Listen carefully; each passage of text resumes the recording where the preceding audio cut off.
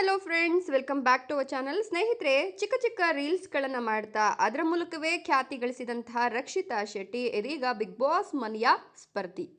Big Boss season 12ರ ಕಾರ್ಯಕ್ರಮದಲ್ಲಿ ಮಂಗಳೂರು ಮೂಲದ ರಕ್ಷಿತಾ ಶೆಟ್ಟಿ ಇದೀಗ ಸ್ಪರ್ಧೆಯನ್ನು ಮಾಡ್ತಾ ಇತ್ತು. ರಕ್ಷಿತಾ ಶೆಟ್ಟಿ ಬಗ್ಗೆ ಒಂದಷ್ಟು ಡೀಟೇಲ್ಸ್ ಅನ್ನ ಕೊಡ್ತಾ ಹೋಗ್ತೀನಿ. ಅದಕ್ಕಿಂತ ಮೊದಲು ನಿಮಗೂ ಕೂಡ ಈಕೆ ಇಷ್ಟ ಅನ್ನಂಗಿದ್ರೆ ಈಗಲೇ ವಿಡಿಯೋಗೊಂದು ಲೈಕ್ ಕೊಟ್ಟು ತಪ್ಪದೆ ನಮ್ಮ ಚಾನಲ್ ಅನ್ನು ಸಬ್ಸ್ಕ್ರೈಬ್ ಮಾಡ್ಕೊಳ್ಳಿ. ಹಾಗೆ ಪಕ್ಕದಲ್ಲಿ ಬರ್ತಕ್ಕಂಥ ಬೆಲ್ ಐಕಾನ್ ಮೇಲೆ ಮರೀದೆ ಕ್ಲಿಕ್ ಮಾಡ್ಕೊಳ್ಳಿ. ಹೌದು, ಬಿಗ್ ಬಾಸ್ ಸೀಸನ್ 12ರ ಸ್ಪರ್ಧಿಯಾಗಿರ್ತಕ್ಕಂಥ ರಕ್ಷಿತಾ ಶೆಟ್ಟಿ ಹುಟ್ಟಿದ್ದು ಕರ್ನಾಟಕದಲ್ಲೇ, ಆದರೆ ಬೆಳೆದಿದ್ದೆಲ್ಲ ಮುಂಬೈನಲ್ಲಿ. ಹೀಗಾಗಿ ರಕ್ಷಿತಾ ಶೆಟ್ಟಿಗೆ ಕನ್ನಡ ಮಾತನಾಡಲಿಕ್ಕೆ ಸರಿಯಾಗಿ ಬರೋದಿಲ್ಲ. ಸೊ ಈ ಒಂದು ಕನ್ನಡ ಮಾತನಾಡಲಿಕ್ಕೆ ಸ್ಪಷ್ಟವಾಗಿ ಬರದೇ ಇರೋದೇ ಬಿಗ್ ಬಾಸ್ ಮನೆಗೆ ಬರಲಿಕ್ಕೆ ಕಾರಣ ಆಯಿತು ಅಂತ ಹೇಳಿದ್ರೆ ತಪ್ಪಾಗ್ಲಿಕ್ಕಿಲ್ಲ.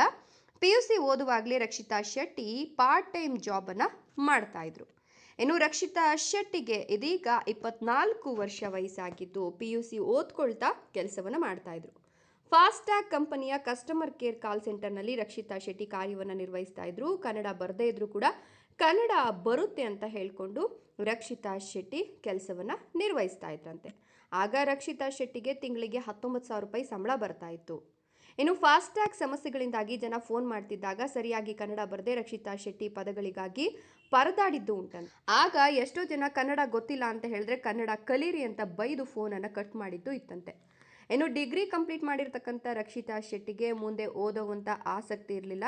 ಹೀಗಾಗಿ ಯಾವುದೇ ಕಂಪನಿಯಲ್ಲೂ ಕೂಡ ಕೆಲಸ ಮಾಡುವ ಇಂಟ್ರೆಸ್ಟ್ ಇಲ್ಲದೇರಾನೆ ರಕ್ಷಿತಾ ಶೆಟ್ಟಿ ತಮ್ಮದೇ ಆದ ಸ್ವಂತ ಬಿಸ್ನೆಸ್ ಆರಂಭ ಮಾಡಬೇಕು ಅಂತ ಅಂದ್ಕೊಂಡಿದ್ರಂತೆ.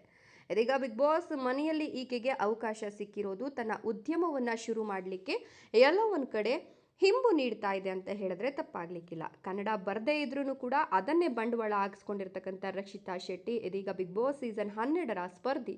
ಇದರ ಬಗ್ಗೆ ನಿಮ್ಮ ಅನಿಸಿಕೆ ಅಭಿಪ್ರಾಯಗಳನ್ನು ಕಮೆಂಟ್ಸ್ ಮಾಡಿ. ವಿಡಿಯೋ ಇಷ್ಟ ಆದರೆ ಲೈಕ್ ಕೊಟ್ಟು ಶೇರ್ ಮಾಡಿ. ತಪ್ಪದೆ ನಮ್ಮ ಚಾನಲನ್ನು ಸಬ್ಸ್ಕ್ರೈಬ್ ಮಾಡ್ಕೊಳ್ಳಿ. Thank you.